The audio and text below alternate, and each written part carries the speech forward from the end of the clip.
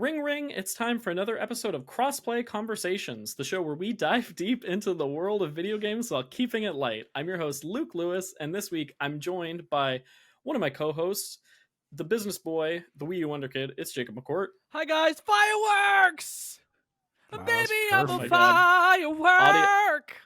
I don't know the rest. Audio listeners, I'm going to have to insist you pull up the video version just to see that moment. We're also joined by the sneaker savant, Joseph Hooper. Hello. I haven't shown a sneaker in a while.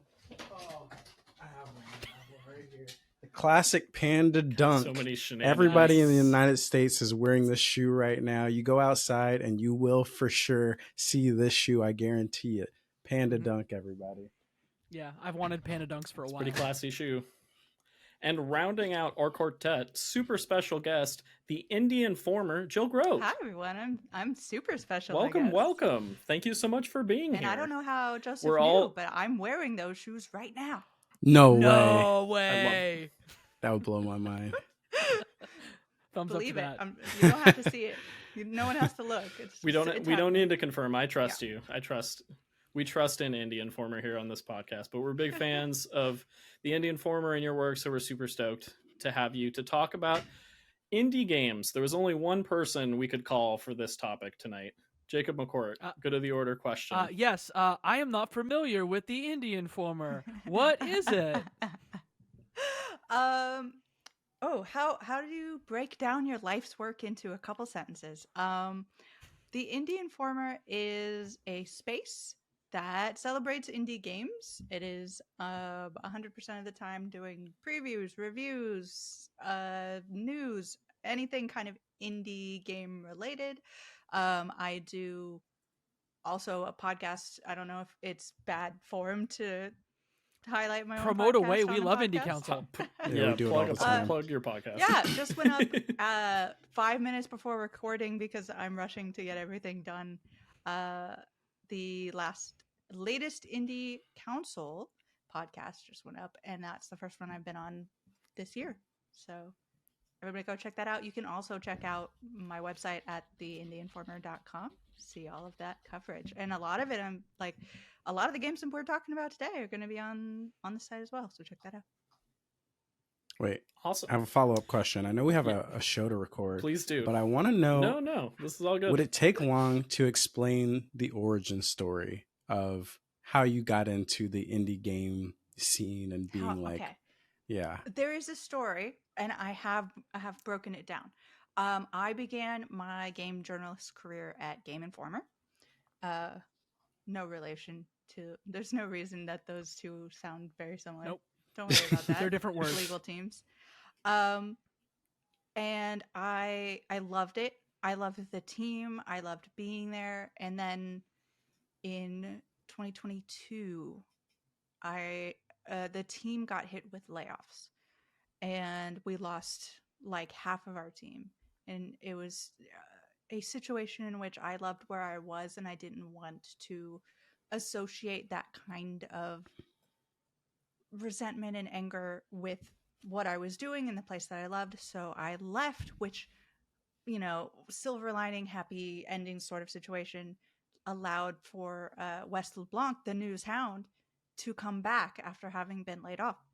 So every time I see him, I'm just so excited to yay, I'm so glad that he's there. And also another person who was affected by those layoffs works with me at the Indie Informer. So I'm feeling pretty good about it. Yeah. Nice. And that's amazing. One more follow-up.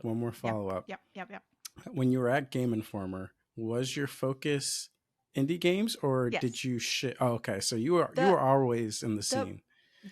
The reasoning behind the name, it's not just because it sounds similar. It was actually my title, kind of nickname when I was there, given by the Alexes, because that if I could talk about an indie game, I would, and it was sort of a problem to tell the truth. Well, it won't be a problem here. Doesn't seem like a problem to me. Yeah, I was just going to say that. It's been fantastic, and there's obviously a very needed space for someone covering indies specifically, because there are so many people, like I'm so blessed to have the connections that I do, that I made at Game Informer, but also just being in the space and being allowed to say, hey, all I'm doing is covering indie games, so come at me. And people do, which is really cool. Nice. That's awesome.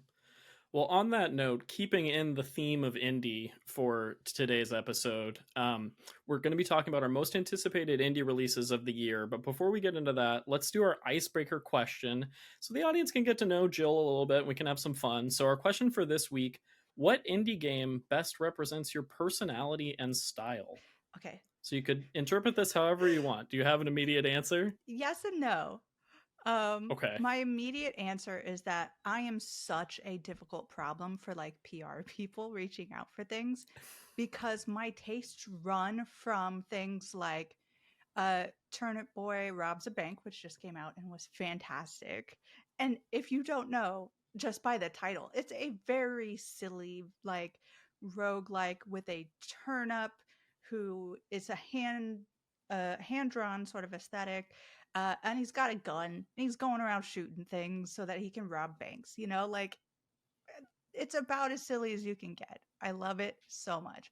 And then from there, it's some of my favorite games are like Gree, so you've got like deeply emotionally devastating and story driven sort of games. So like that, somewhere in there is the answer to your question. I dig it. There's a variety at play. A little bit. Okay, nice. Jacob, how about for you? I also have a variety at play. I tend to Okay. oscillate in my mind between being a sad boy, like the boy in Bastion, or the player character in Bastion, who just like, even on the box art, is just sort of sitting there like a sad boy. And then I oscillate between that and being like the goose from Untitled Goose Game, because I'm silly and I like to cause trouble. I love it. Nice. Joseph, what do you got? I'm feeling very Tunic like right now. I think that's the Love perfect it. encapsulation. I feel like I think if I was going to pick one for you, I would I pick think that's Tunic. a good one. One, because even though I am on a lot of podcasts and I talk a lot in the content I make, I'm kind You're a of an mystery. introvert. I'm an introvert, so I don't really love talking and being out there, especially when I'm like in among strangers. So Tunic, silent protagonist, perfect for me. And also I just love weird stuff. I love puzzles. I love more than meets the eye, and that's me, and that's Tunic. Yeah. Y'all, did me and Joseph just become that. best friends? I think we I did. think you did. I think we I think so. Luke? Very good game. When I wrote this question, the immediate game that came to mind for me was Unpacking. Great game. Because I am this like organized perfectionist in this like almost like meditative way. And I was thinking about how I played Unpacking and how I feel like that represents like if someone were to walk around my apartment or like walk around spaces that I've been in, they would kind of get to know me through that experience. And so I was thinking of Unpacking. And I feel like I'm not easily emotional, but I wear my heart on my sleeve. I'm an emotional person, and I definitely shed some emotion when playing that game. So that's what I was thinking of. Great choices. It was all the around. frame that you didn't have room for, right? Spoilers for Unpacking, I guess. Right. Exactly. Awesome. All right, well, let's jump into our topic of the show with our most anticipated indie games of the year. So we've each assembled 5 games that we're going to run through and talk about. And we were joking about it before we started recording, but I think if we had not compared lists at all beforehand, we probably would have had some overlap. So we're going to highlight a bunch of different indies. But let's kick things off. Jill, you're the guest of honor tonight. Let's kick it off with your number 5. What did you bring to discuss? None of these are really. And these are, at least for me, these aren't Yes. in order. Okay. You know what I mean? It's kind of just like 5 games I want to I highlight. think everybody It's not had a like, heart attack. This just one's then. Just cooler then. than. It's like, I don't want to say Okay, that. sorry. I wanted to make it Five. clear as I should have said that beforehand. But anyway, continue. Sorry. And just before jumping into the whole thing about like not overlapping, and the reason I'm glad we haven't done that is because like if you go to theindianformer.com, I do have a, what was it? It ended up being a top 20 most anticipated of 2024 because I literally just couldn't get it down to 10. So I was really happy to see everybody's lists on the doc, the secret clandestine doc that no one else knows about but us. And be able to like pick out, okay, they've covered this, so I want to make sure, because like you want to highlight all of these amazing games, and there's so many coming this year. So the first one I will start out with is one that's coming out next month, and I'm super excited for, Ultros. Let's go. If you have not seen Ultros, it is essentially a Metroidvania, but like Lisa Frank. Like Is it the one in the uterus? Is it the uterus Metroidvania? Uterus one. It's the uterus garden. Like, but it's oh my god, it's so smart. I got a chance to preview it. It flows really well. The combat is really it's a weird combat. It's like Devil May Cry when you're getting like graded on like how cool you are. Like, so you get that grade, and then whatever grade the result is gives you better materials. So sort of like Red Dead 2 when you killed things in a better way, and you would get like excellent deer meat or whatever it was. So that, and then that combination, if you eat it, adds to it's such like, it's a complicated system, but it works really well and intuitively, and it's so cool. And it's not what I was expecting, because I was expecting kind of just a straightforward sort of Metroidvania. And there is that element of it, but it is also just a lot of really cool, really neat, different mechanics that I was not expecting. And every single moment of that game is stunning. It is wild to see in like seeing it in videos and pictures and things. You kind of get an idea, but playing it, being on the sticks, it is fantastic. Huh. Yeah, that one's been on my radar too. It looks really cool, and the colors are so vibrant. And I've been on a big Metroidvania kick recently with Prince of Persia, so I'm ready for another one. Looks great. Check it out. Very cool. Jacob, your number 5 in no particular order, not ranked at all. Sorry, I was distracted because I was looking at a video of Ultros. That is a colorful. You're mesmerized. I'm mesmerized. It is. Truly. So I'm like, this is like Guacamelee, but more alien. Yeah. But also insanely twisted Shadow Planet, but a Metroidvania where you don't float. I don't know. I'm excited now, Joe. And it's weird too. I saw the end of the demo, and I can't explain to you what happened. You know? Oh man. Love it. My number 5 is a video game called Harold Halibut. Yeah. And this one comes from Slow Bros. This one is coming out early 24, and it just looks almost like a Wallace and Gromit film, because it's a stop motion style, handmade in clay sort of animation about it's a game about friendship and about life on a big spaceship. To me, it's like it strikes me as an adventure game, which like that is a trope or a genre that we're very familiar with. But I implore you, if you don't know about Harold Halibut, just watch the trailer that just dropped for it to announce the timing of release. It looks incredible, and unlike any other game that I've ever seen. It kind of reminds me of Machinarium a little bit, the adventure game from like 10 or 12 years ago, but like it's like what if Double Fine made a clay animation game, and it excites me so. Yeah, I saw the. Oh, go ahead. Oh, no, go ahead. I was gonna say I saw the trailer. I think someone maybe posted it on Twitter or something, and I was like blown away. I was like, this is like it was so cinematic in the presentation, but it was also extremely weird. And when you actually start to like listen to what these characters were talking about, it got even weirder. So very promising. I'm very interested to see what the actual gameplay is like. Like, what am I as a player going to be doing to push this story along? But yeah, that trailer was something special, to say the least. And keep me honest here, I believe this one is a Game Pass game as well. I cannot keep you honest, sir. Not sure. It is in fact Game Pass. It's coming Whoa. to PlayStation, Xbox, and Game Pass. on That's a Xbox. W. That's awesome. The other thing I Prepare yourself. like also- immediately had in my head, and I'm like, I have to look this up to make sure that this isn't embargoed information. But when this comes out, it won't be. It has a demo in Steam Next Fest, which is running from February 5th Ooh. to Yeah, the let's following Monday. go. So make sure to check Oh, it I'd out. love to play it. That's awesome. I think it's a 2-person dev team too, which I Crazy. always love when it's like crazy small teams making these like insanely polished looking beautiful games. Good Yeah. vibes. Speaking of good vibes, Joseph, hit us with your number 5. Yeah, my number 5 is Earthblade. So this is coming from the creators of Celeste. And I mean, that's really all you need to know. Okay, people. It's coming from Extremely Okay Games. And this is one of those interesting cases where I saw the trailer. The trailer looked interesting. The art style looks interesting, but I don't know if we've gotten the hook, line, and sinker yet as far as the marketing material goes.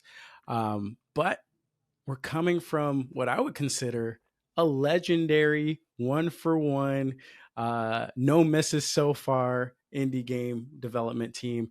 So just going off of that, I mean, hype alone is through the roof. So I think what made Celeste great is the extremely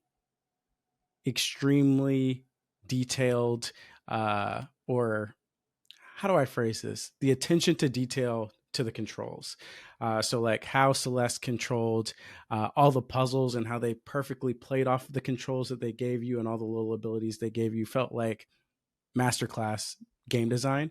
So I'm hoping in what seems to be like a more open game, at least based off of the trailer that we've seen, there's a more open map, that we see even more wacky and tight knit controls and abilities and whatnot. So I really don't know what Earthblade is going to be.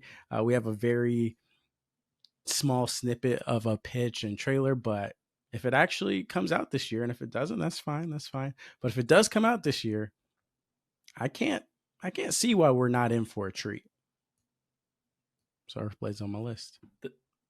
This was one that I didn't even realize was like happening. I just missed it somehow. And then around Fantasy Critic time, folks were talking about Earthblade. And I was like, what is Earthblade? And I Googled it and I was like, oh my God, lost my mind because Celeste is one of my favorites. I feel like this debuted at Summer Game Fest. Keep me honest, or the one in Germany at Leipzig. One of Live? those It revealed 2022 the Game Awards. Game Awards. There you Yeah. go.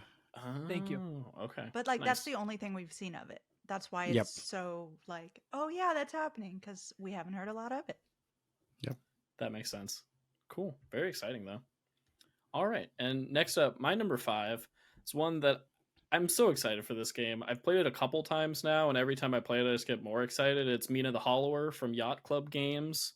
For those that aren't familiar, it's the follow-up from the Shovel Knight development team, and it's more in the style of a Castlevania game aesthetically, but also has some elements of a top-down isometric Zelda. It plays really, really well. The art is beautiful. It's got awesome, spooky Halloween vibes. You play as Mina the Hollower, and you have these awesome abilities where you can use your mouse burrowing to burrow under the ground and then pop back up, and there's platforming and combat challenges related to that. And Yacht Club just does retro style gameplay so well, and the music is fantastic. It's kind of similar to your thoughts on Earthblade, Joseph, where it's like Shovel Knight devs are doing a new thing. It's awesome. There's plenty of reason to be excited about it, but currently slated for 2024. I really hope it comes out this year, but that's one of those that is just like, take as long as you need. I'll be ready when you're ready. So, but I'm hoping to play it this year. I'm just really happy that they're finally, as much as I love all the Yacht Club games in the Shovel Knight series, like I'm just so excited that they're doing something new. Totally. And having touched it at PAX, it's dope. Yeah. Heck yeah. Yeah, I think something interesting about that one is like the first time I played it at, I don't know what PAX it was quite some years ago. I wasn't quite jiving with it because it was kind of hard, like a little too hard for me, and that kind of turned me off.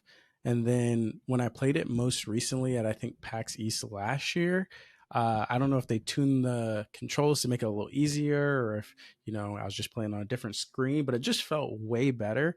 And that gave me a little more time to enjoy the scenery, the characters, and whatnot, and the actual game design. So I think they're actually making pretty good progress in terms of tuning this. I know they added more weapons since like the first time they debuted it and everything. So I'm pretty excited at what the final product's going to look like. Heck yeah. There's a whip. I didn't mention the whip, but the whip is very important cool. to element.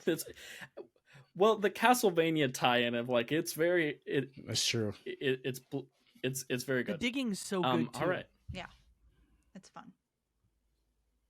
Heck yeah. All right, Jill, you're number 4. Number 4, The Rise of the Golden Idol. I think this further solidifies you and Joseph being best friends. Let's go. Yeah. Oh my gosh, it's so funny that this was revealed at the last Game Awards, and I was the night before at an event with one of the publisher, I believe, a member of the publishing team, and he was looking at me and like, we've got something coming up that you're really gonna like, and then this popped up on screen and I'm like, how did you not tell me that there was gonna be another Golden Idol game? But I was too happy to be mad. It, like, if you haven't played any of the Golden Idol games, it is a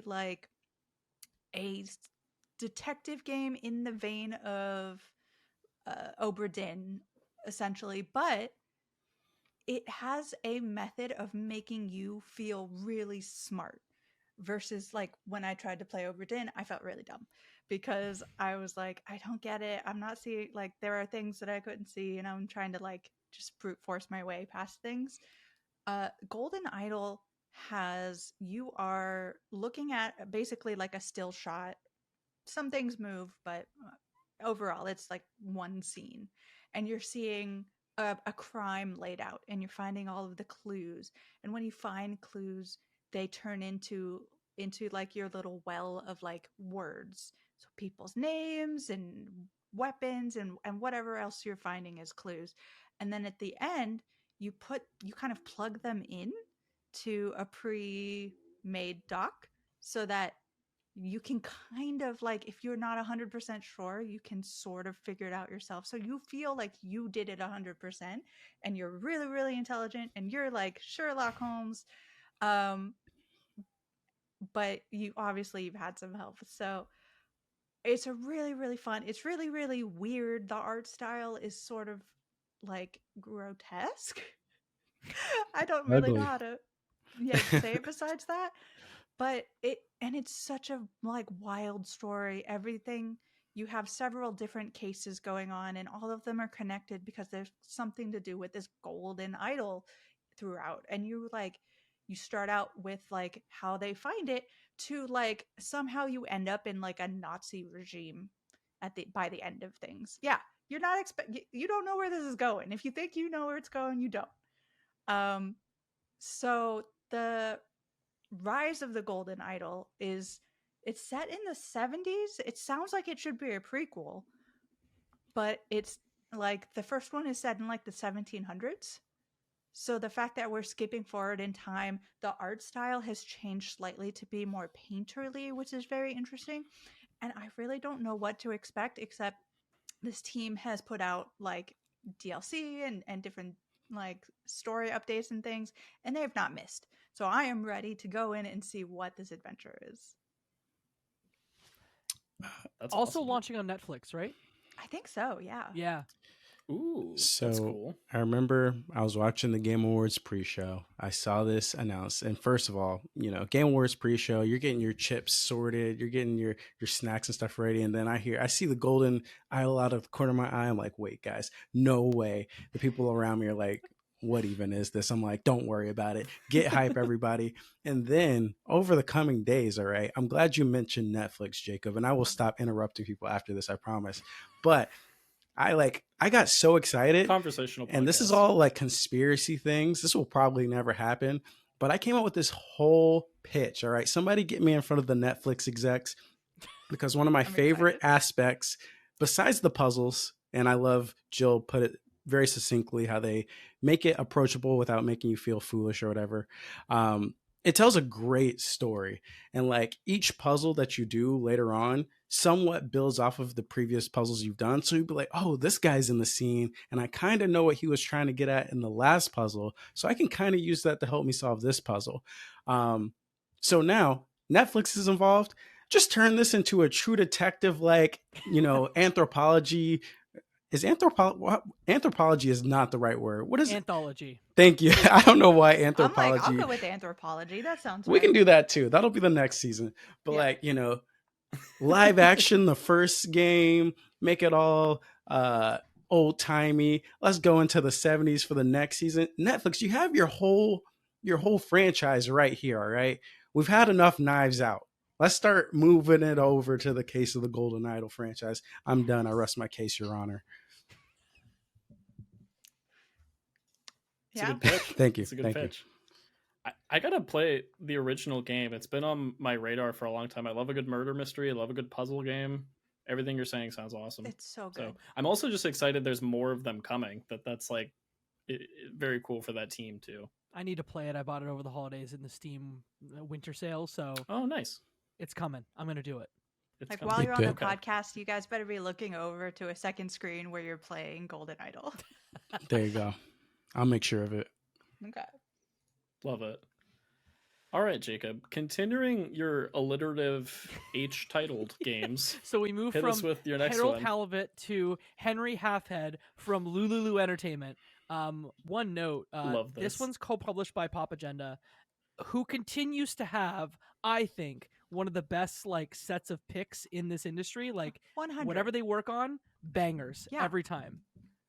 So this game almost is like halfway between Katamari Damacy and Donut County, where you play a head or a man who is half a head who rolls around and can possess other objects. So if you played Super Mario Odyssey or you played Vemba last year, you very much jump into inanimate objects to solve puzzles. 150 levels, can play it in co-op. Again, one of those games where like you just have to look at it for 5 seconds. I don't know where it debuted, but it's been at least a year since it debuted. But I saw the first trailer. I think it was like the Wholesome Direct in 22 and went, oh, that's a video game I need to play. It looks great and I can't wait to play it. Oh, this one was so. It's one of those situations where indies are so great because you never know when you're going to find something amazing. I remember this being at Day of the Devs, maybe 2022, and like there were a bunch of things that I was interested in, but a lot of people were crowding around other things. And then I see this little game, and I'm like, oh, let me go check this out. No one's like here. The dev looks like they're ready, so I walked over and I played this, and it's so like charming and silly and really fun. It's like one of those games, sort of like a Untitled Goose Game, where you have a checklist of things to like cross off. So you're playing as half ahead, but you still have to go to work, so you have to get ready, and so you have to get out of bed, which means you have to turn off your alarm. And how do you turn off your alarm if you don't have any arms? You possess your alarm clock and shake until the batteries fall out. Like it is so much fun. And the developers, this started out as like a school project, I think. Crazy. Oh, cool. So the fact they're like shocked that people are paying attention to this it adds to like how fun it is to like see it do well. Because I think it's their second game, and their first game was almost like, sorry to be reductive, but like Nidhogg with boomerangs. It was called Bamaram. Bamarang was the name of the game. I didn't play it, but it looks like a multiplayer little boomerang fighting game that looks dope. So yeah, I'm just stoked for this one. Too many good indie games. That's Get it awesome. on your list. Jill, help. Do you know what my whole life is? Like, I just have people popping up being like, you need to play this game. I'm like, yes, I do. I feel like your calling in life is to make everyone's indie backlogs more substantial, but in a good way. Like you're doing the work out there. Yeah, this game looks awesome. It looks really weird, and I love when an indie game just goes for it. So I'm excited for that one. All right, Joseph, tell us about your number 4. Yeah, my number 4 is Mariachi Legends. Once again, don't know a lot about this game. All I know is it's oozing with style. All right, everybody go check out the trailer. It's very stylized in that Mexican flavor, Mexican folklore might be the best way to describe it. Flavor where you are this detective Pablo Cruz, and I guess Lady Death. I don't know if Lady Death is a Mexican like mythological character, but Lady Death selects you and she's like, "Hey, you're gonna go and fight some crime or something." So she turns you into like this mariachi superhero. And in the trailer, he's doing some flashy combos. He's like going crazy with this sword. Captain Levi, if there's any Attack on Titan Nice. fans out there. So I'm excited. This game could be bad. I don't know. I've like not seen a lick of gameplay, but just on the art style and the inspirations that they're taking from their character designs and their environmental designs, I'm excited. I feel like that in itself is an achievement. So it's definitely going to be at least worth a check out. And I'm excited to hopefully get some gameplay. Who knows? Steam Next Fest probably has happened when this episode drops. So hopefully they put a demo out then, maybe. I hope. It will be just starting today. Wow, as of this perfect episode timing. dropping. Perfect timing. Yeah. So Mhm, go out, mhm. go play Mariachi Legends, assuming it's out. If it's not, try the next next fest, guys. If it's not out, next riot. next fest. No, we're not gonna riot, all right? We're not gonna riot. If it's not out, play every other game we mentioned Yeah, on the it's podcast. a lot of homework, but that's what we're gonna have to do if it's not out. This one looks cool. It got put on my radar very recently, but aesthetically, it's very eye-catching. Yes. Excited to check it out. Luke, Nice. I hear you're the king of the cozy games. I would say my fiance Claire is the queen of the cozy game, That's true. but we enjoy a good cozy game Okay. in this household, Okay. which segues well into my next pick, Tiny Bookshop. This is a delightful game. I first saw, I believe it was last year's Summer Wholesome Direct. It's as simple as it sounds. You run a tiny traveling bookshop and you get to decorate said bookshop and help customers find the perfect book. It has this wonderful hand-drawn art style that just makes me feel like I'm having a cup of tea or a warm cup of coffee on a rainy day in a coffee shop. You're going to these like coastal towns and setting up, and you can unlock things to then customize your bookshop. It just looks really nice. And so sometimes, on tough days, all you want is just a nice vibe, good time, and that's what this game appears to be. So I'm excited to check this out. Yeah. The only thing that I'm worried about for this game is like, I'm going to play this and be like, I can have a tiny bookstore. I could go across the country just giving books out. But yeah, it looks fantastic. Maybe you could do that for indie games. Yes. Do like a road trip where like instead of just like telling people about them, I literally show up at your house and like throw a game at you and run. You're like, yeah. You're just gonna have little USB drives on necklaces and then give people. They're almost like what are those? Not friendship bracelets, but like mood rings. But instead, Okay. you have mood USBs with DRM free games on those USBs that you hand people. And I can tell if you're gonna like it, so it changes colors. Yeah. Ooh, Dang. yes. Whoa. Dang. Love it.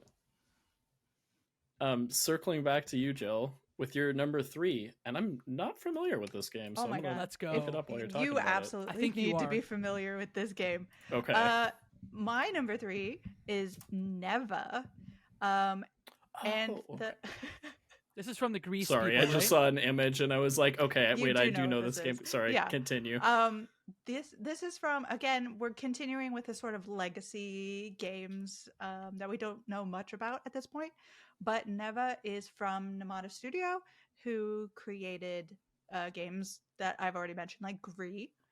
So they have a very good reputation for emotionally devastating, absolutely gorgeous games, and this one doesn't seem to be any different. Its reveal trailer made me cry in under 2 minutes.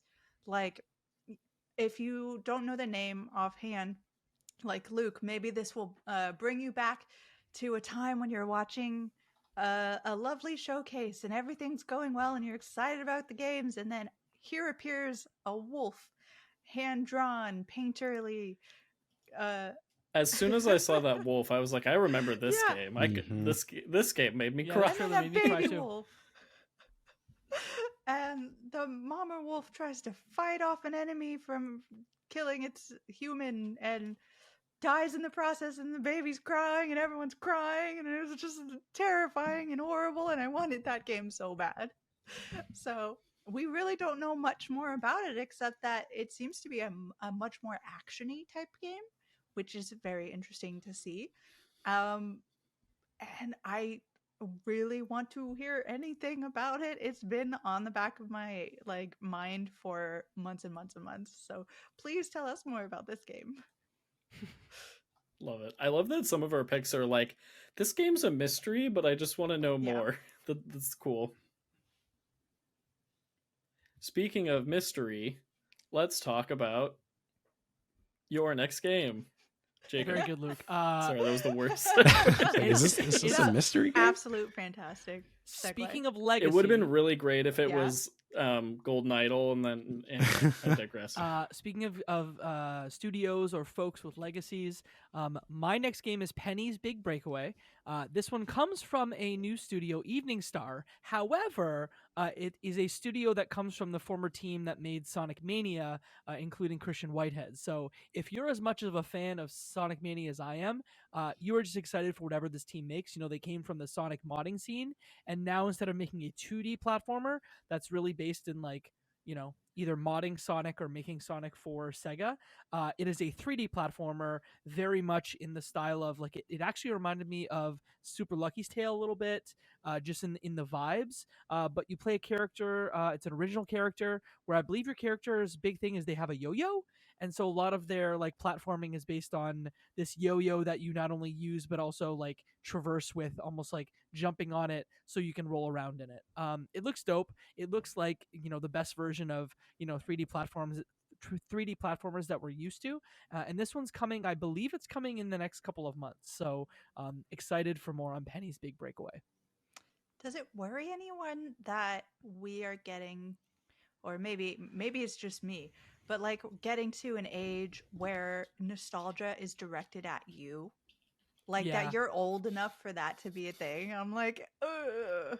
I love Yeah. it, but at the same time, I shouldn't be old enough to be marketed the nostalgia thing, Yeah, when this comes out, I will have just turned 35, and knowing that they're marketing nostalgia directly to me makes me hurt inside. Yeah. Mm-hmm. I feel the same way when they announce remasters or remakes of games that I remember very well playing, in my mind not that long ago, but I guess it's been long enough to remaster. 25 years. In some or cases, something. not really.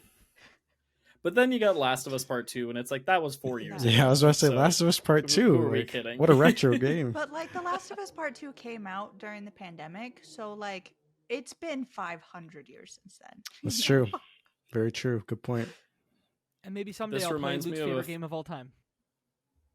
What's Luke's favorite game of all time? Maybe. It's Last of Us Part 2. I don't know what you're referencing, to be Part honest. 2's up Yeah, there. It's yeah. maybe not your favorite Wait, you of all time, but I forgot you haven't played it. Didn't we talk about this haven't last finished it. episode too? Yeah, we did. Oh that's my sad, It yeah, gosh. I've is played still it, so- currently my number one, because I recently, for work, had to make a list of my top 10 games of all time. And it was very interesting to whittle that down. I think it could change on the day, but it was a fun mental exercise for the moment. Look at this But I was going to dude. give a quick anecdotal story here about the feeling old thing. I never talk about when I was a teacher, but I was a public school yeah, I teacher at forgot one about that. point. And my students were obsessed with the movie Shrek. And so I programmed the song All Star by Smash Mouth for us to play at their 8th grade graduation. It was a big hit. But they weren't even alive when Shrek came out. They were born now. 5 years after You're a rock Shrek star? came out. And that was the first time in my professional career that I felt old. Yeah. So I- anyway, moving I had on. a similar thing. I used to work in museums, and part of that was teaching a class. And I was trying to get kids to understand the relative newness of technology. So I think I was 20, maybe not even 20 at this point.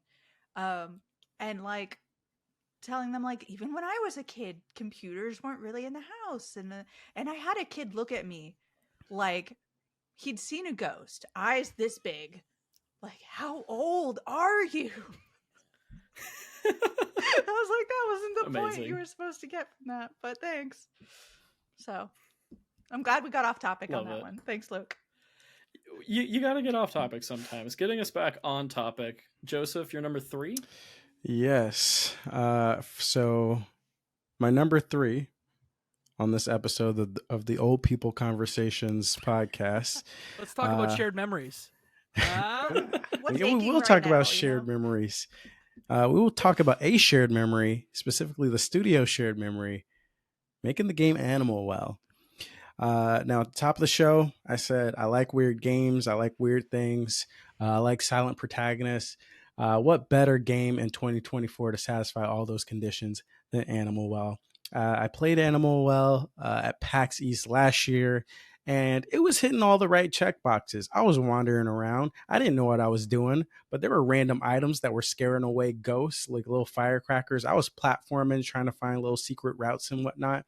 And I can tell that when I have this game in my hands and I can actually like explore and discover things, I feel like it's going to be one of those good time games where like the more you play, the more you put time into it, you're going to be Discording people, DMing people, being like, hey, you got to check this out because I just saw something wild or funny or whatever. So I've been tracking this game a long time. Shout out to Video Game Donkey and Big Mode Games for putting this on my radar like years ago. And this is definitely one that I've actually got to play that I'm probably most hyped for outside of the other two, which aren't supposed to be ranked, but I guess they're kind of ranked. We'll get to those later. Does that one have a release date or window? It was 2023 originally, I believe, and then it got pushed to 2024. Okay. So I hope that means it'll come out eventually this year. And I honestly would probably put money on it coming out this year, like $5 maybe. Ooh, $5. Yeah. I'll come over to collect if it's fair enough. I'll have it right here on the fantasy table. critic, and I'll counterpick you. Oh, does nobody have it yet? No, sounds like you have to. Wait, okay. It's one of those foreshadowing to another one of your picks, Joseph, that we'll talk about later. That like, when will it come out? It's like this ominous, like, I feel like I've heard about it, I've seen it, I've played it for quite a while. Not anything against the game, it's just one of those like looming in the distance, like it doesn't feel imminent. I think this is the year. Excited to play it when it does. For all those games where you're like I heard about them. I played it a year ago. Where is it? I think 2024 is their year, right? Mm-hmm. Wow, Half-Life 3. Big yes, it's coming out this year. It's coming out this year. Awesome. All right, next up, my number 3 is one that I played at PAX West earlier this year that I absolutely adore. It's Beastieball from Wishes Unlimited, the team behind Chicory: A Colorful Tale, one of my favorite games of recent memory. I adore this game. The quick elevator pitch, it's going to sound pretty wild if you know absolutely nothing about the game. Monster collecting and then turn-based volleyball. Sold. Is the game. So you're saying, Luke, it's wild Pokemon with volleyball? Yeah, more or less meets like kind of cool.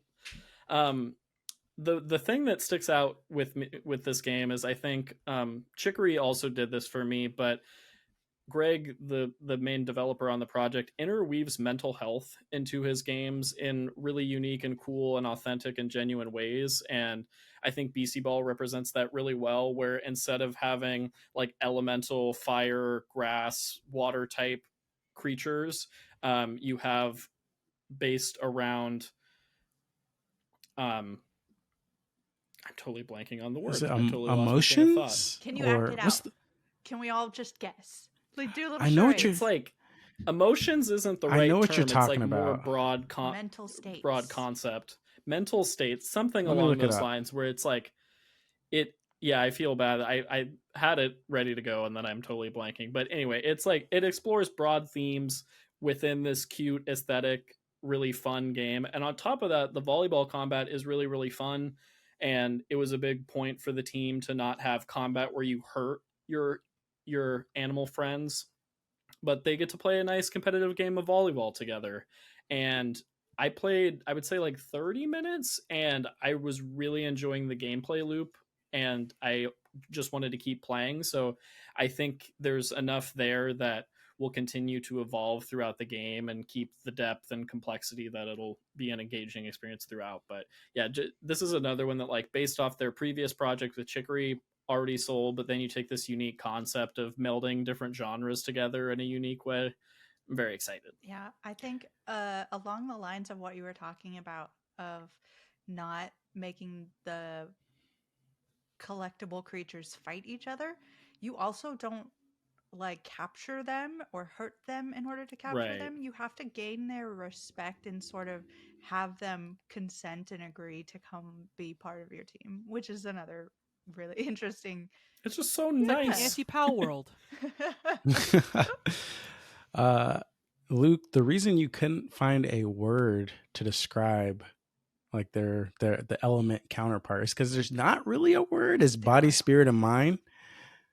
I don't know what words you would use to encapsulate all three of those. I was trying to think of at least like one of those, but it's just like, yeah, it's like a state of being, and like emotion rather than. Thank you for looking it up, but yeah, it's a very cool game. I don't know if this one has an X-Fest demo, but it might. That'd be really cool. That would be cool. Yeah, I don't have any insider information, but if it doesn't, very, very fun. Go play all the rest of the games again. Yeah. Yep, that's what you got to do. Play There are so many. Love it. So many. Speaking of, Jill's number 3. I think I'm on 2. Number 2. My bad. Number 2. Blum, blum, blum. Imagine graphics. Yeah, thank you, Jacob. Exactly what I wanted. There can be graphics, yeah. Coming out in 2024, I am excited for Hauntii. Pum, pum, pum. This is from Moonloop Games, and this is one of those games, again, where I stumbled across it rather than like knowing anything about it, or it's sort of the opposite of our legacy games. Hauntii is, first of all, just absolutely gorgeous. It's kind of monochromatic. It's got almost like a wood carved ink print sort of look to it, with like the major hue of green in one area or blue, and it is so personality laden. That's not what I was expecting when I sat down and I played it. I think at Summer Game Fest. It is a game where you have died.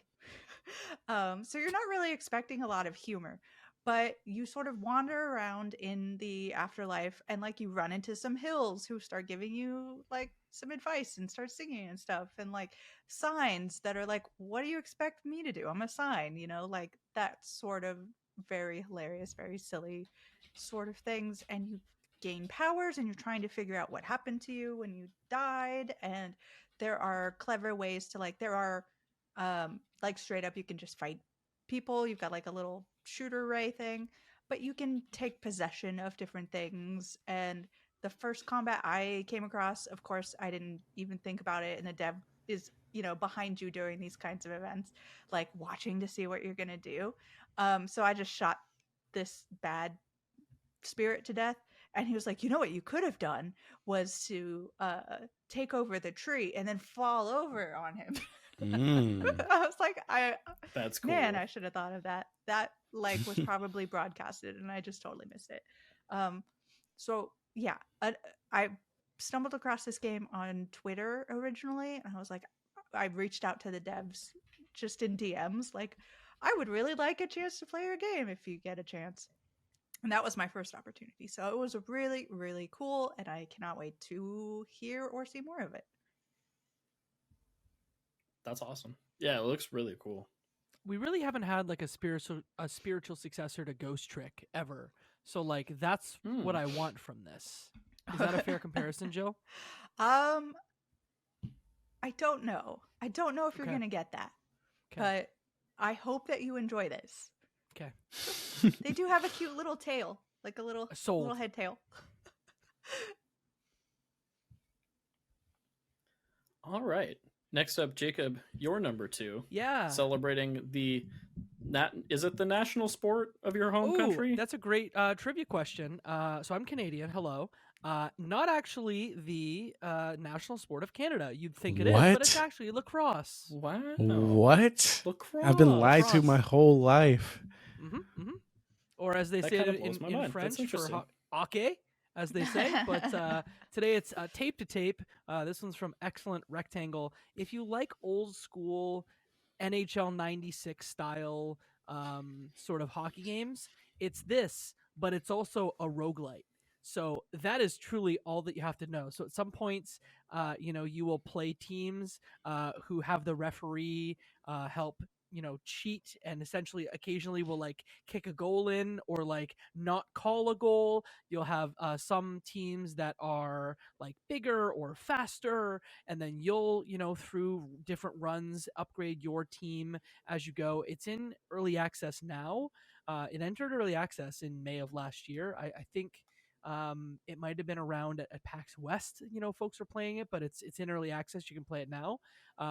Looks dope, and I'm super excited. As a big fan of those alternative hockey games, I feel like there's a ton of them. Super Blood Hockey was one of my favorites from a couple of years ago. Like, just give me more like old school hockey games and a roguelite. Okay. Oh, it's good. Y'all, Yeah, you need you to play played it? this if you haven't. It is, I have a preview up on theindianformer.com. And it's also very, very humorous. Like, it is not for people who are not really given to sports games. I'm not usually. This is really not that. It is so funny. Like, your teammates start out and it's just like, this person has asthma and can't breathe and is gonna die. Like really unhelpful people that you help to like level up. The armor that you would get in sort of another roguelike, traditional roguelike, is like a goalie with like, he's hammering sticks together, the hockey sticks together. It's so funny. I love it. Got a beautiful hand-drawn art style as well, and very, very smooth with the, I was going to say combat is not correct, the gameplay of actually playing hockey. Yeah, I play this game at Steam Next Fest. So hopefully this Steam Next Fest, play this game. And if it's not there, you know what you need to do. But similar to what Jill said, I really miss those games, or those sports games that kind of just play very arcadey and let you have fun with it and don't require you to be super tactical about what you're doing. Tape to Tape was that, where you're like, oh, if I'm good at this, I feel like I'm really good. And when you start losing, you're like, oh, that was funny. So it doesn't really feel that bad. They perfectly nailed that feeling. So I'm very, very excited for the full release almost. We're getting a lot of hockey games this year between Goons, Legends of Mayhem, which I played at a PAX. There's also ODR Hockey Heroes, which is more just focused on like good arcade hockey. There's no drought in hockey games this year. Yeah, maybe you can talk your Nice. country into some sense into making it the national sport. Yeah. Maybe. I'll call JT up and tell him, hey, okay. JT, Okay. that's JT. crazy. Has there been a lacrosse game? There probably has at some I would point. imagine but there had to have, like, Probably. it's popular enough of a sport that I could imagine there's a PS2 Yeah. lacrosse game. Hmm. Research. Well, while we ponder that, let's talk about Joseph's number 2. Yeah, my number 2 is Thank Goodness You're Here. I'll just say this. I have a very interesting brand of humor. Like, I love to laugh, but only kind of like weird, dumb stuff makes me laugh. And I'm happy to report, when I played this at PAX West last year, I was cracking up. Like, this game was fantastic. You're basically this little man child. I say man child because he like has the visual representation of a man, but he's small like a child. I don't know, but he's just going around slapping things, and like it's very loose gameplay. It's like a walking simulator, but the stuff that you walk to, the stuff that you see is incredible. And I will just highlight the moment where you walk into like a grocery store or something like that. This guy's having a mental breakdown, and you get a flashback of like all through his life, people have ridiculed him and struggled with the fact that he has a extremely large head, and particularly forehead, I think. And it's just so funny. Like, I was watching this flashback, legit dying. So I can't wait to see what the whole game is like, because these people over in the UK, they know how to write a good joke. I'll tell you that. All right. That's Isn't it. Cole Supper's It first has, game like- filthy? Like their first game is filthy, right? That's what you told me. Yeah, I think it's Yeah. pretty bad. It's pretty like Yeah. adulterated, apparently, Uh-huh. which I have not Doesn't played. look it. So This one is not that, but I think This one is like Cartoon Network vibes, I it feel is, like. but here's the thing. Like, that typically is not my brand of humor, but I loved this game because there is a certain sort of earnestness to this game, a real authenticity. Like, it is so funny when you're hearing them speak. I forget exactly what the dialect is, but that accent is so distinct. And I'm like listening to it, I'm like, oh, this is really cool. And then I talked to the developer right after finishing the game, same exact accent. Yeah. I'm like, they're making a game about where they come from, and that really shines through. Of like, they are looking at the things they were involved in as youth and growing up, and their society, and what things they're poking fun at, and they're taking things from reality and saying like, isn't this ridiculous, and notching that up to 11. But like, it is so good. I love it. Yeah, same. Can't wait. Next up, I believe is my number 2. As a cat dad, I'm very passionate about this one. Little Kitty, Big City, developed by Double Dagger Studio. I got a chance to preview this one over the summer for the Wholesome Games Direct, and just what a delightful game. You play as a cat, and you're exploring a city, and it has elements of Untitled Goose Game in that you're solving puzzles to progress and explore new areas. You have a checklist of different objectives that you can cross off as you explore, but the game just has so much heart and character.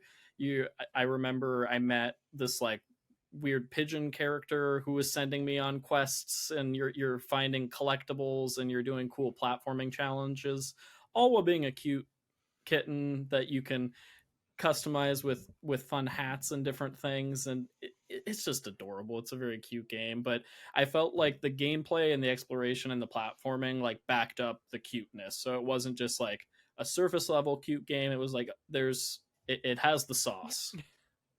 I would Did say. you meet the Tanuki? Yes. Yeah. So I was sort of with you. I was like, oh, this is cute. Like, I'm knocking people's paint over and like ruining their days Yeah, and it's whatever. fun. Yeah. Hunting pigeons, which don't die. They were very clear about the pigeons do not get hurt in the process. And then we ran into this Tanuki character who is like the master of space and time. And things suddenly changed in like a tonal way of like, oh, this is going to be just sort of wacky as well as like fun and cute. So I love it. Again, Pop Agenda. They don't miss. They don't miss. Another banger. All right, closing things out with our number 1 picks. Jill, what's your last game? I'm gonna go with Dungeons of Hinterberg by Microbird Games. Ooh. This is such a fun, bizarre combination of things. It is beautiful. It's got a sort of pop art comic book style to it. It's got bright flashes of color. I don't even really know how to explain the look of it. And seeing it played in real life is really, really cool. And I actually got to play it, and it feels really nice. But the concept is something has happened to the world, and this place called Hinterberg suddenly has had appear, I believe, 25 different dungeons, which, of course, has become a tourist attraction. So people come on vacation to Hinterberg to stop at the cafes and have a strudel, and then pop into a dungeon and kill some, goblins or whatever. And then you go back and you so you're popping back and forth between uh like dungeon delving and straight up action game. It's got really cool different powers depending on what location you're in. You can have like a big tornado that you suddenly turn into, or if you go to another place, you've got like rock powers or something, and they change depending on what level you're at, and they help you both uh, fight, but also solve environmental puzzles. And then, in the rest of your day, you stop off and decide who you're going to uh, build a relationship with. So maybe you're stopping off at like the bar and talking with Travis, even though he's a jerk and no one likes him. And if you do, then maybe you'll get secret information from him to help your technique grow so that you can go into the dungeon and be more powerful. Or maybe you get some more back knowledge or lore from the professor who's come here to check out the strange goings ons. And it's so funny to just have like, yeah, I'm just gonna pop into the dungeon and then have my best. I'm living my best vacation life and like going out on the lake. Uh, so great concept. Love the artwork. I loved what I played of it. I am so excited to get my hands on this game. Yeah, I love the contrast between like the combat dungeons and then the like chill, lighthearted vibes. It looks really cool. All right, Jacob, you're number one. Played this one at PAX West. Got me very excited, so much so that I went back to play Tetris Attack on the Super Nintendo all the way through. This is Spirit Swap Lo-Fi Beats to Match 3-2 from Soft Not Weak.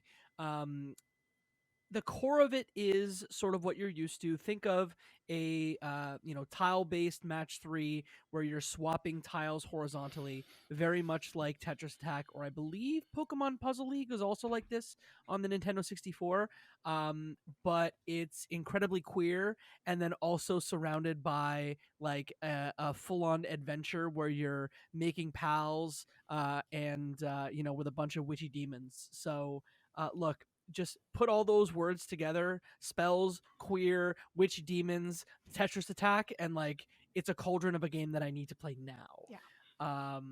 I played it when I played it at PAX. There was a competition happening. They were in the area, the PAX Rising area at the last PAX, and like they always had a crowd.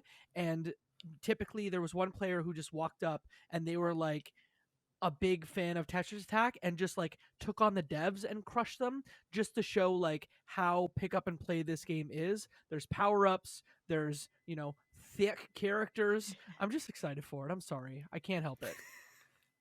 Oh, you're not kidding It's about really the good. Thick characters and thick blocks. They are hot. They are hot characters. Yup. Realistic looking characters too. Yeah, the narrative portion kind of reminds me of Boyfriend Dungeon, but then add that match 3 element too. It's really, really dope. Mm-hmm. And shout out to friend of the show, Jenny Wyndham, who's working on that one. So Jenny does all the jobs. Yeah, she's also Fellow on member the of Indie the Council. Indie I don't Council. know when. She's I everywhere. don't know when she has the time to do anything. Does she sleep? I'm not We don't know. convinced. Amazing. All right, Joseph, you're number one. The mystery needs to be revealed. Yeah, so guys, there's this phenomenon, the psychological Go on. phenomenon Go on. that you'll often see at theme parks and conventions, where sometimes people will stand in a long line just because it's long. They don't know what's at the front, but they're like, it must be good because this line is so long. And this is the perfect analogy to describe a little game called Silksong, all right? This game has reached like mythologic proportions in terms of the hype. This game has been delayed quite a few times. The release date has been withheld from us quite a few times, including now. And it's just created a fervor, which is kind of odd because I know Hollow Knight is a loved game. I know people love Hollow Knight, including myself. But I feel like not that many people have played Hollow Knight for the rabbit, like like love people have for the idea of Silksong come. Oh, I just got paged, but don't worry about that, guys. I'll finish my pitch. Like, so at this point, the hype is meteoric high levels. Me personally, I think they're gonna hit it. All right, I am very excited for Silksong. Everything that they did in Hollow Knight and the different layers that they put on top of that game for just a small little indie game, which they had no idea what the success would be like originally, is super incredible. And now that they know what their fan base is capable of, I don't know if that's a good way to phrase it or a bad way to phrase it, because their fan base is they're extreme people. But now that they know kind of what fan base and audience they have, I can't imagine what this world from Silksong is going to look like. So, needless to say, I think this is probably the number one indie game anybody has ever been talking about over the last year or two. And this kind of even breaks the spirit of this whole conversation, because this is almost beyond indie at that point. But they're still a small team. It's still a completely independent, creatively funded project. And I'm very excited to see if they live up to the hype. Quick poll here: who has played Hollow Knight all the way through? I've played Silksong. Oh, all the way through? No. Oh, not all the way through. Wait. That wasn't a misspeak, right? No, I have played Hollow Knight Silksong. I played the first level and I played the first boss. I played this back at E3 in like 2018, like 2017. What? That's It incredible. was What? the last game I played at that E3, and it was amazing. And I can't believe that it is still, because it was literally playable. That was 6 years ago. 6 years ago, yeah. That's unbelievable. That's incredible, and that segues really well into my poll that I was going to ask the group. I feel like this game is ready to go. Will it be a shadow drop situation at a Nintendo, at an Xbox event?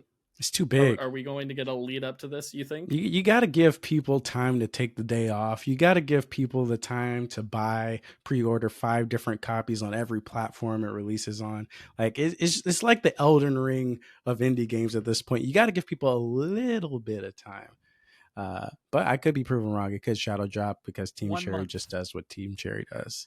I feel like they might do the Metroid Prime remastered thing where they're like, digital's out now. We got cool special edition stuff and things happening in 2 weeks or something. Maybe. I don't know. We'll see. I do agree that I do think it's coming out this year. I'm the person that says Metroid Prime 4 is coming out this year. So what credibility do I have these days? That's not a game. Oh, stop. Speaking of a game, let's talk about my number one pick. The Plucky Squire is one that's been on my radar for a very long time. It looks awesome. It's from All Possible Futures is the name of the studio working on it. But for folks not familiar, it is this awesome action platformer, very reminiscent of... It immediately made me think of Tinykin, but it jumps between 2D and 3D in a really unique way, where you're literally jumping onto a storybook page and then running around in a hand-drawn art style and then popping out into a more 3D environment, and it's playing with perspective in really interesting ways, but it just looks whimsical and awesome, and the gameplay looks incredibly tight. And to the point about pop agenda games, this is a Devolver game, which I feel like they also have an incredible track record, especially in recent years, of just... This game looks so polished, and I really want to get my hands on it and just see how it feels, because it looks absolutely stunning. Yeah, 100%. If anyone has an anticipated list for this year and doesn't have the Plucky Squire on it, they're missing out. What are you doing? You're lying to yourself. I also really love Devolver's sense of humor for a lot of things, and one of the things from last year being the like showcase of delayed games, which unfortunately the Plucky Squire did end up on. But what a fantastic idea, instead of having this, like, we're so sorry, everything has to get pushed back, and we, instead of, like, just sort of celebrating that fact, and it was good. It was good. Perfect. Awesome. Well, I think that brings us to a close, everybody. Jill, thank you so much for joining us. This was awesome. Thanks for having me. one more time, where can listeners find you and all of your awesome work? If you want to check out some of the previews that I mentioned, you can check out theindianformer.com. If you want to follow me on social medias, you can check me out, me personally, at Finruin, Finruin, on whatever platform you prefer. The Indie Informer is either the Indie Informer or Indie_Informer, because some people have already taken that name, and of course they have. And then you can check out the podcast on YouTube, also at theindianformer.com, YouTube/The Indie Informer, probably. And hear more about things that may be going on. I think our most recent episode was controversies, so check that out. And look, if you want to Heck yeah. support the Indie Informer, you can do it at patreon.com/the Indie Informer. That's correct. I love how everybody on this podcast is better at like hyping my material than I am. We're legitimately fans, and we really love the work that you do. Thank you so much. It's awesome to see, and we were super stoked to chat with you tonight. It was awesome. And if you follow me on, or if you support the channel on the Patreon, a lot of that money goes towards having other people come onto the website and be able to write, like one John Carson. So amazing. Love that. Jacob, Joseph, anything to plug for the good of the order? No, nothing to plug at the moment. No. PAX East is coming soon, and we're getting hyped. PAX East is coming. We will be doing things there. Content will come from that event. Fun will be had. Steam Next Fest. Yeah, I think that's everything for tonight. So we'll set our statuses to away until next time. But before then, I'm going to ask you listeners to do 3 things for us. If you can follow us on Twitter at Crossplay Convos, go ahead and send this podcast to a friend, because that's how people hear about podcasts. And you can give us a review on your podcasting platform of choice. It really, really does help. And with that, go play some indies. Have a good night, y'all.